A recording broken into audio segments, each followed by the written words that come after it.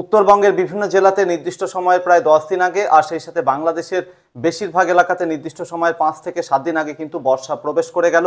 দক্ষিণবঙ্গে বর্ষা প্রবেশ কবে করতে চলেছে, তার সাথে আগামী কয়েকটা দিনে আবহাওয়াতে কোথায় কেমন পরিবর্তন আসবে, তার সাথে বঙ্গোপসাগরে একটা ওয়েদার সিস্টেম তৈরি হওয়ার ব্যাপারে ইন্ডিকেট পাওয়া যাচ্ছে, সেই সমস্ত ব্যাপার নিয়ে কিন্তু আজকের ভিডিওতে বেশ কিছু গুরুত্বপূর্ণ তথ্য থাকছে। বঙ্গোপসাগরের ওয়েদার সিস্টেমটি বেশি শক্তি বৃদ্ধি করে ঘূর্ণিঝড়ে পরিণত হবে কিনা সেই ব্যাপারে আপনাদেরকে কিছুটা ইঙ্গিত দেওয়ার চেষ্টা করব। এই ওয়েদার সিস্টেমটি কোন দিকে অগ্রসর হওয়ার সম্ভাবনা সব থেকে বেশি সেই সমস্ত ব্যাপারেও জানাবো।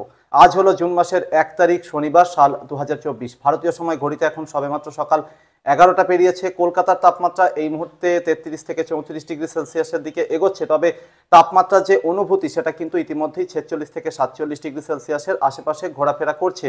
শুধুমাত্র কলকাতা নয়, বলা বাহুল্য দক্ষিণবঙ্গের বেশিরভাগ জেলাতেই কিন্তু এই মুহূর্তে ফিলস লাইক টেম্পারেচার মোটামুটি 44 থেকে শুরু করে 50 ডিগ্রি সেলসিয়াসের মধ্যে ঘোরাফেরা করছে, অর্থাৎ তাপমাত্রার যে অনুভূতি বুঝতেই পারছেন। গতকাল যে ঝড় বৃষ্টি হয়েছে, বিভিন্ন এলাকাতে ভারী বৃষ্টি হয়েছে, তার রিয়াকশন, তার যে প্রভাব সেটা কিন্তু এই মুহূর্তে আর সেভাবে নজরে আসছে না, বরং ভ্যাপসা গরম এর আগে যেরকমটা জানিয়েছিলাম পূর্বাভাস মতোই কিন্তু আবারও শুরু হয়েছে। এই মুহূর্তে আমরা যদি সর্বশেষ উপগ্রহ চিত্রের কথা বলি, তাহলে গাঙ্গেয় দক্ষিণবঙ্গের বিভিন্ন এলাকা, বাংলাদেশের বিভিন্ন এলাকা, উত্তরবঙ্গের বিভিন্ন এলাকা, এই এলাকাগুলোতে কোথাও খানিকটা রোদের দেখা মিলছে, কোথাও রয়েছে আকাশ আংশিক মেঘাচ্ছন্ন। তবে রোদের দেখা যেখানে মিলছে, রোদের কিন্তু সেভাবে তেজ সেটা কিন্তু নজরে আসছে না।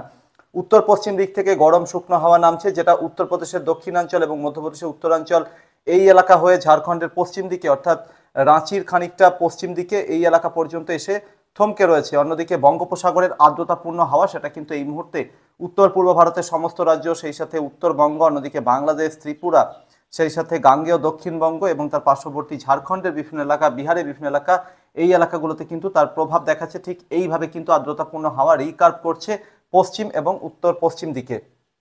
তো বুঝতেই পারছেন এই যে অতিরিক্ত আর্দ্রতা রয়েছে, এর জন্যই কিন্তু সাধারণ মানুষ ঘেমে নিয়ে একসা হচ্ছেন। তার সাথে এই মুহূর্তে একটা দুর্বল ঘূর্ণাবর্ত ট্রপোস্ফিয়ারের নিচের লেভেলে, সেটা কিন্তু উত্তর ছত্তিশগড়, মাফ করবেন, উত্তর ঝাড়খণ্ড এবং সংলগ্ন এলাকায় অবস্থান করছে।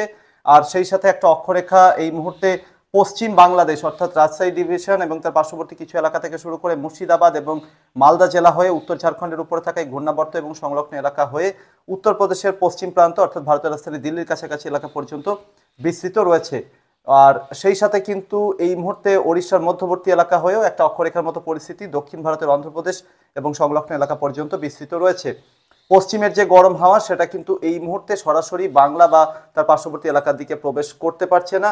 তো ওড়িশার দিক থেকে খানিকটা গরম হাওয়া সেটা কিন্তু এই আর্দ্রতাপূর্ণ হাওয়ার সাথে মিশে গাঙ্গেয় দক্ষিণবঙ্গ, বাংলাদেশের বিভিন্ন এলাকাতে প্রবেশ করছে। ফলে যখন বৃষ্টি হচ্ছে না, তখন কিন্তু আবারও ভ্যাপসা গরম শুরু হচ্ছে এবং এই যেটুকু তাপ বা হিট প্রবেশ করছে ওড়িশার দিক থেকে, তার সাথে কিন্তু এই আর্দ্রতা মিশে থাকার জন্য সেই হিট বা তাপকে কিন্তু ধরে রাখছে। তার সাথে হাওয়ার গতিবেগ আগের তুলনায় অনেকটাই কমে এসেছে। এই সমস্ত কারণে কিন্তু ফিলস লাইক টেম্পারেচার এত বেড়েছে এবং এত বেশি ভ্যাপসা বা গুমট গরম অনুভূত হচ্ছে।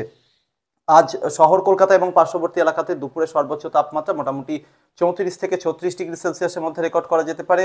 বাংলাদেশের রাজধানী ঢাকাতেও এরকমই তাপমাত্রা রেকর্ড হওয়ার সম্ভাবনা রয়েছে। তবে তাপমাত্রা যেমনই থাকুক না কেন, বেশিরভাগ এলাকাতেই কিন্তু ভ্যাপসা গরমের দাপট চলতে থাকবে।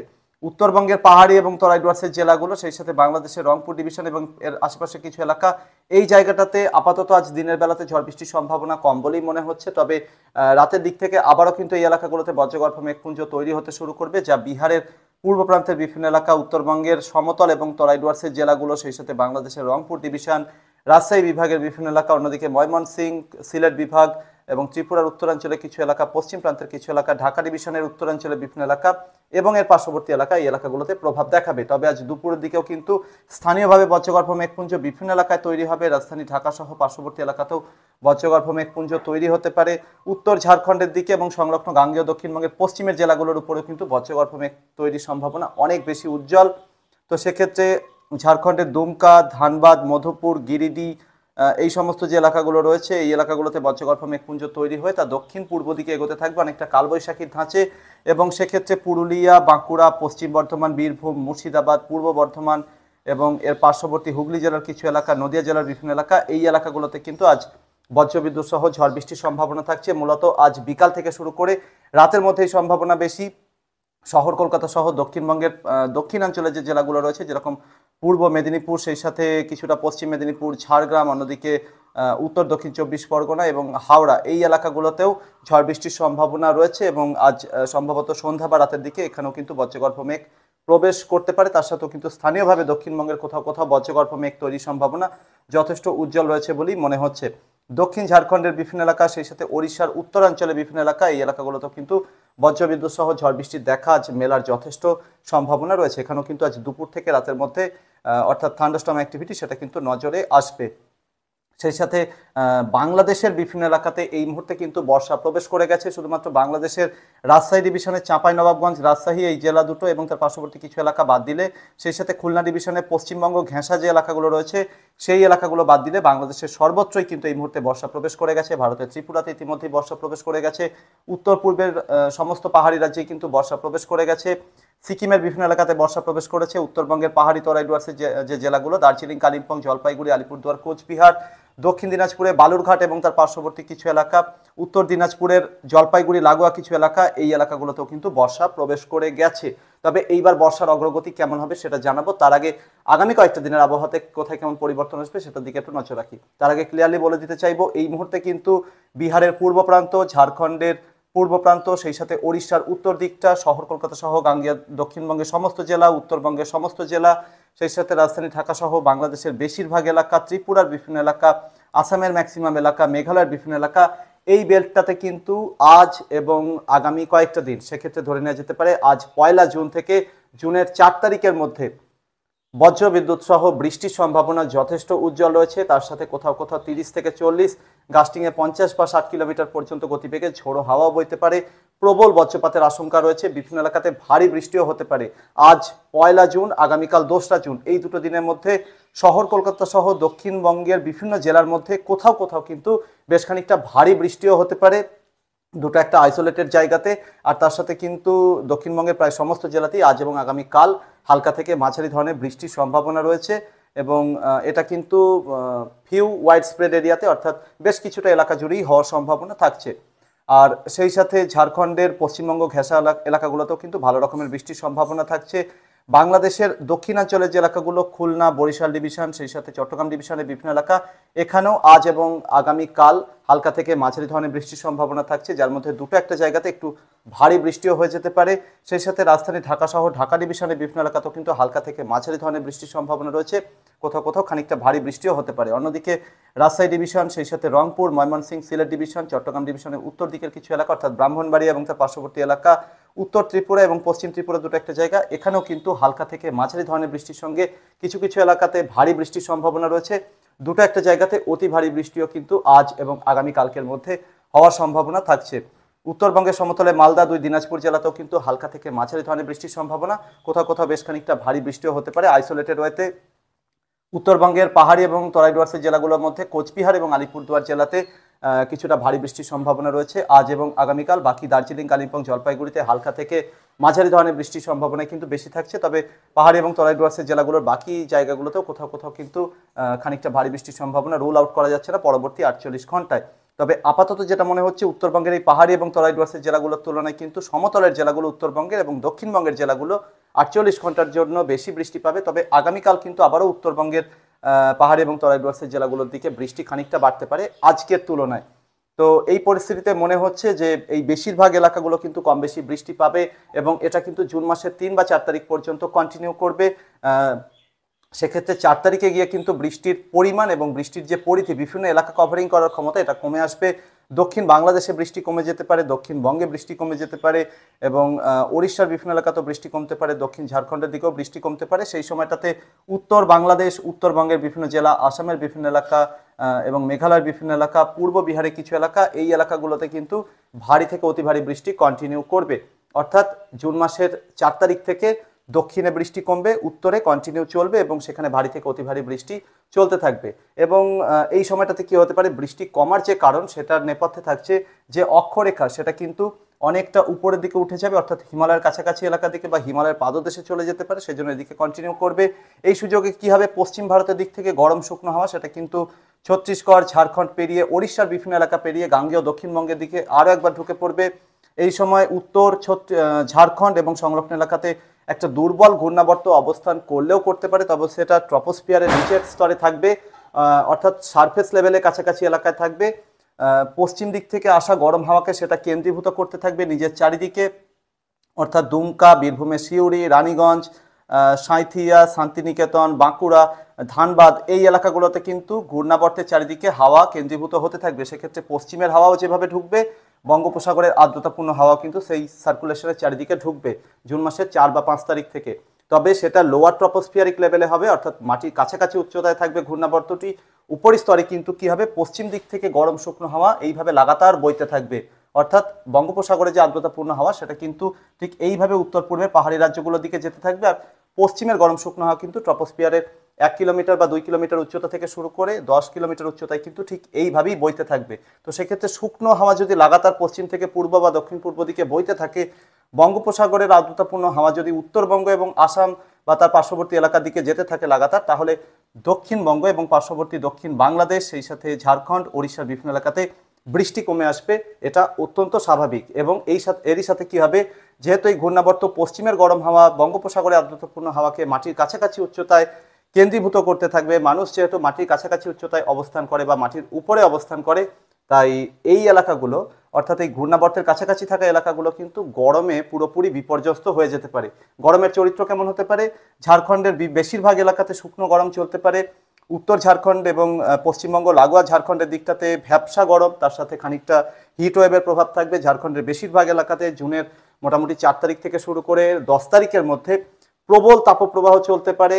মোটামুটি দুপুরে সর্বোচ্চ তাপমাত্রা কোথাও কোথাও 45 ডিগ্রি সেলসিয়াস পর্যন্ত রেকর্ড হতে পারে, অর্থাৎ 40 থেকে 45 ডিগ্রি সেলসিয়াসের মধ্যে তাপমাত্রা এই সময় ঝাড়খণ্ডে ঘোরাফেরা করবে।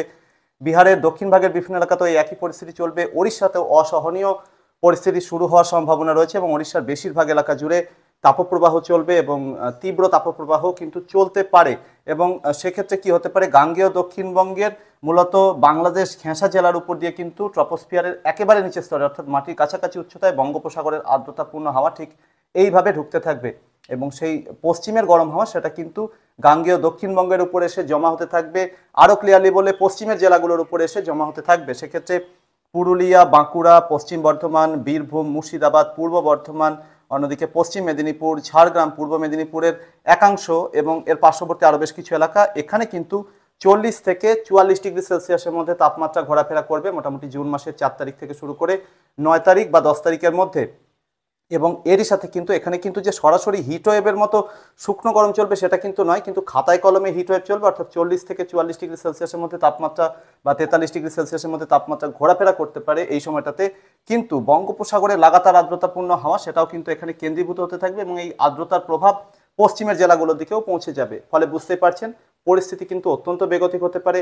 টেম্পারেচার যেখানে 40 বা 42 ডিগ্রি সেলসিয়াস থাকবে সেখানে ফিলস লাইক কিন্তু 50 ডিগ্রি সেলসিয়াসের কাছে অনুভূত হতে থাকবে, কোথাও কোথাও এর বেশিও হতে পারে। অন্যদিকে কলকাতা এবং পার্শ্ববর্তী উত্তর দক্ষিণ 24 পরগনা, হাওড়া, নদিয়া এবং এর পার্শ্ববর্তী কিছু এলাকা, এই এলাকাগুলোতে কিন্তু বঙ্গোপসাগরের আর্দ্রতাপূর্ণ হাওয়ার প্রভাবও যেরকম থাকবে, সেই সাথে পশ্চিম দিক থেকে আসা শুকনো হাওয়া এবং ওড়িশার দিক থেকে খানিকটা রিকার্ভ করা শুকনো হাওয়া সেটাও কিন্তু মিশতে থাকবে এবং মিশে গিয়ে এই এলাকার দিকে ঢুকতে থাকবে।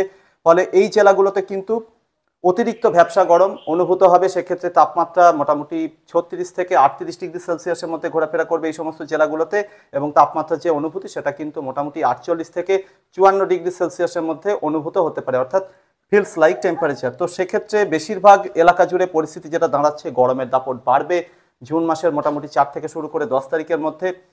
একইভাবে গরম বাড়বে বাংলাদেশের দক্ষিণাঞ্চল, মধ্যাঞ্চলের বিভিন্ন এলাকা, সেক্ষেত্রে খুলনা, বরিশাল, ঢাকা ডিভিশন, রাজশাহী ডিভিশনের বিভিন্ন এলাকা, এই এলাকাগুলোতে কিন্তু অসম্ভব রকমের গরমের দাপটে এই সময় বাড়বে জুনের 4 তারিখ থেকে শুরু করে 10 তারিখের মধ্যে। এবং এই সময় কিন্তু ফিলস লাইক টেম্পারেচার অনেকটা বাড়বে, বিভিন্ন এলাকাতে 50 ডিগ্রি সেলসিয়াসের কাছাকাছি ফিলস লাইক টেম্পারেচার অনুভূত হবে। দুপুরের তাপমাত্রা মোটামুটি 35 থেকে 37 বা 38 ডিগ্রি সেলসিয়াসের মধ্যে এই এলাকাগুলোতে রেকর্ড হওয়ার আশঙ্কা রয়েছে। অন্যদিকে রংপুর, ময়মনসিংহ, সিলেট ডিভিশন, ভারতের ত্রিপুরার বিভিন্ন এলাকা এবং চট্টগ্রাম বিভাগের কিছু এলাকা, এই এলাকাগুলোতে আর্দ্রতাপূর্ণ হাওয়ার প্রভাব বেশি থাকবে এবং কম বেশি বৃষ্টি এই এলাকাগুলোতে চলতে থাকবে এই সময়ও। ফলে এখানে হয়তো গরম এতটা মারাত্মক হবে না, এরকমই পরিস্থিতি থাকতে চলেছে।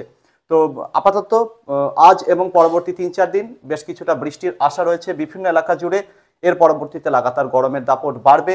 মৌসুমি বায়ু যেটা উত্তরবঙ্গের দিকে প্রবেশ করেছে সেটা কিন্তু আগামী 3-4 দিনের মধ্যে উত্তর দিনাজপুর জেলার কিছু এলাকা এবং দক্ষিণ দিনাজপুর জেলার কিছু এলাকা এবং সংলগ্ন আশেপাশের এলাকা, এই এলাকার দিকে খানিকটা অ্যাডভান্স হওয়ার অর্থাৎ অগ্রগতি হওয়ার সম্ভাবনা থাকছে। আর সেই সাথে যেটা বাংলাদেশের পশ্চিম প্রান্ত পর্যন্ত যে মৌসুমী অক্ষরেখা খানিকটা অগ্রসর হয়েছে বা এই এলাকাটাতে অবস্থান করছে, যশোর, খুলনা এবং তার পার্শ্ববর্তী কুষ্টিয়া এই এলাকাটার উপর দিয়ে। তো বাংলাদেশের যে বাকি এলাকাগুলো রয়েছে খুলনা ডিভিশনের এই এলাকার দিকে অর্থাৎ মাগুরা, নড়াইল, সেই সাথে খুলনা এবং সাতক্ষীরা এই সমস্ত জেলার দিকে খানিকটা অ্যাডভান্স হওয়ার সম্ভাবনা থাকছে পরবর্তী 7 দিনের মধ্যে। তবে দক্ষিণবঙ্গে বর্ষা প্রবেশ করবে সম্ভবত দুটো চান্স রয়েছে। একটা সম্ভাবনা রয়েছে যে জুনের মোটামুটি 7 তারিখ থেকে শুরু করে 10 তারিখের মধ্যে দক্ষিণবঙ্গের বাংলাদেশ ঘেঁষা জেলাগুলো অর্থাৎ উত্তর দক্ষিণ 24 পরগনা, সেই সাথে পার্শ্ববর্তী নদিয়ার কিছু এলাকা এবং এর আশেপাশের এলাকাগুলো, এখানে এই সময়টাতে বর্ষা প্রবেশ করতে পারে জুনের 7 থেকে 10 তারিখের মধ্যে। এটা একটা চান্স থাকছে এবং খানিকটা ভিতর দিকে অগ্রসর হতে পারে। আর যদি এরকমটা না হয় তাহলে কিন্তু মোটামুটি এই সময় বঙ্গোপসাগরে একটা সিস্টেম ফর্ম হওয়ার সম্ভাবনা রয়েছে। এর আগে বিভিন্ন পূর্বাভাসে যেটা জানিয়েছি, তো সেই সিস্টেমটার হাত ধরে কিন্তু বর্ষা প্রবেশ করতে পারে দক্ষিণবঙ্গের বিভিন্ন জেলাতে। সেক্ষেত্রে জুনের মোটামুটি 12 বা 13 তারিখ থেকে শুরু করে জুনের 17 তারিখের মধ্যে দক্ষিণবঙ্গের বিভিন্ন জেলাকে বর্ষা প্রায় কভার করে নিতে পারে, এরকমটাই সম্ভাবনা রয়েছে। দক্ষিণবঙ্গের পাশাপাশি ঝাড়খণ্ডের বিভিন্ন এলাকা, ওড়িশার বিভিন্ন এলাকাতেও সেই সময় বর্ষা ঢুকে যাওয়ার জোরদার সম্ভাবনা রয়েছে। বঙ্গোপসাগরের ওয়েদার সিস্টেমটি কোন ক্যাটাগরি পর্যন্ত যেতে পারে এই মুহূর্তে দাঁড়িয়ে যেটা মনে হচ্ছে সেই সমস্ত ব্যাপারে জানাচ্ছি। একটা ওয়েদার সিস্টেম উত্তর অন্ধ্রপ্রদেশ এবং সংলগ্ন দক্ষিণ পশ্চিম মধ্য পশ্চিম বঙ্গোপসাগর এই এলাকাটার উপরে অবস্থান করতে পারে এবং এই ঘূর্ণাবর্তটি ধীরে ধীরে বঙ্গোপসাগরের ভিতরের দিকে যাওয়ার সম্ভাবনা অনেকটা রিমাল যেভাবে গিয়েছিল এবং মধ্য বঙ্গোপসাগর সংলগ্ন উত্তর আন্দামান সাগরের দিকে অগ্রসর হওয়ার সম্ভাবনা রয়েছে ঠিক এইভাবে। তারপর কিন্তু এটা রিকার্ভ করার সম্ভাবনা, কারণ ট্রপোস্ফিয়ারের অনেক বেশি উচ্চতায় কিন্তু বায়ুপ্রবাহ এরকমই থাকার সম্ভাবনা রয়েছে এবং রিকার্ভ করে এটা কিন্তু সরাসরি উত্তর ওড়িশা বা সেই সাথে ওড়িশার ভুবনেশ্বর এবং সংলগ্ন পুরী, পারাদ্বীপ এই এলাকাটার দিকে অগ্রসর হওয়ার একটা সম্ভাবনা থাকছে এবং এর সরাসরি প্রভাব কিন্তু পশ্চিমবঙ্গের ওড়িশা ঘেঁষা যে এলাকাগুলো রয়েছে, যেরকম পূর্ব মেদিনীপুর, সেই সাথে পশ্চিম মেদিনীপুর, ঝাড়গ্রাম, কিছুটা পুরুলিয়া, সেই সাথে উত্তর দক্ষিণ 24 পরগনা এই জেলাগুলোর উপরেও কিন্তু ভালো রকমের প্রভাব পড়তে পারে। ওড়িশাতে ভারী থেকে অতি ভারী বৃষ্টি বা চরম ভারী বর্ষণ হতে পারে এবং ওয়েদার সিস্টেমটা কিন্তু সম্ভবত ডিপ ডিপ্রেশন অর্থাৎ অতি গভীর নিম্নচাপ ক্যাটাগরিতে যাওয়ার জোরদার সম্ভাবনা রয়েছে বলেই মনে করছি। খুব হালকা সম্ভাবনা রয়েছে যে এটা একটা সাইক্লোনিক স্টর্ম বা একটা দুর্বল ঘূর্ণিঝড়ে রূপান্তরিত হতে পারে এবং সেটা যদি ঘূর্ণিঝড়ে পরিণত হয় তাহলে কিন্তু ঘূর্ণিঝড়টির নাম আসনা রাখা হবে, যে নামটি পাকিস্তানের দেওয়া। তবে এই ওয়েদার সিস্টেমটি খুব বেশি ইন্টেন্সিফাই করার সম্ভাবনা দেখছি না, কারণ এই সময় উত্তর বঙ্গোপসাগরের বিভিন্ন এলাকাতে সি সারফেস টেম্পারেচার 30 থেকে 31 বা 32 ডিগ্রি সেলসিয়াসের মধ্যে ঘোরাফেরা করলে অর্থাৎ প্রচুর পরিমাণে ময়েশ্চার সাপোর্ট পেলেও হাই উইন্ড শেয়ার কিন্তু থাকবে মনে হচ্ছে মধ্য বঙ্গোপসাগর এবং সংলগ্ন দক্ষিণ বঙ্গোপসাগরের দিকটাতে। সেক্ষেত্রে সিস্টেমটি তৈরি হওয়ার ক্ষেত্রেও যেরকম খানিকটা বাধা বিপত্তি থাকবে এবং শক্তি বৃদ্ধি করার ক্ষেত্রেও কিন্তু বেশ খানিকটা বাধা বিপত্তি থাকবে, কারণ ট্রপোস্ফিয়ারের উপরিস্তরে যদি বায়ুপ্রবাহের গতি বেশি হয় বা এলোমেলো বায়ুপ্রবাহ চলতে থাকে তাহলে কি হয়, যখন এইভাবে আউটফ্লো হতে থাকে, আউটফ্লো হওয়ার সময় কিন্তু বাধা পায়। তো আউটফ্লো হওয়ার জন্য উপরিস্তরেও কিন্তু বাতাসের প্রবাহ অত্যন্ত কম থাকাটা জরুরি। তো সেই রকম পরিস্থিতি থাকবে না বলেই মনে হচ্ছে। তবুও বেশ কিছু ওয়েদার প্যারামিটার কিন্তু এই সিস্টেমটিকে শক্তি বৃদ্ধি করতে সাহায্য করবে বলেই মনে করছি। তবে মোটামুটি জুন মাসের 11 বা 12 তারিখ থেকে শুরু করে উপকূলবর্তী এলাকাগুলোতে বৃষ্টি বাড়বে এরকমটাই ধরে নেওয়া যেতে পারে। পরবর্তীতে ওয়েদার সিস্টেমটি কেমন কি গতিবিধি হবে তার উপরে সম্পূর্ণ পরিস্থিতি নির্ভর করবে। প্রিয় দর্শক, চ্যানেলটিতে যদি নতুন হয়ে থাকেন আপনি তাহলে এখনই সাবস্ক্রাইব আর ফলো করে নিতে পারেন যদি আবহাওয়া সংক্রান্ত সঠিক পূর্বাভাস আপনার প্রয়োজন হয়। আর সেই সাথে ভিডিওটিকে যতটা সম্ভব লাইক এবং শেয়ার করে দিন। আপনার গুরুত্বপূর্ণ প্রশ্ন এবং মতামত কমেন্ট বক্সে অবশ্যই রাখতে পারেন। পরবর্তী আপডেটে আবারও দেখা হচ্ছে। ধন্যবাদ।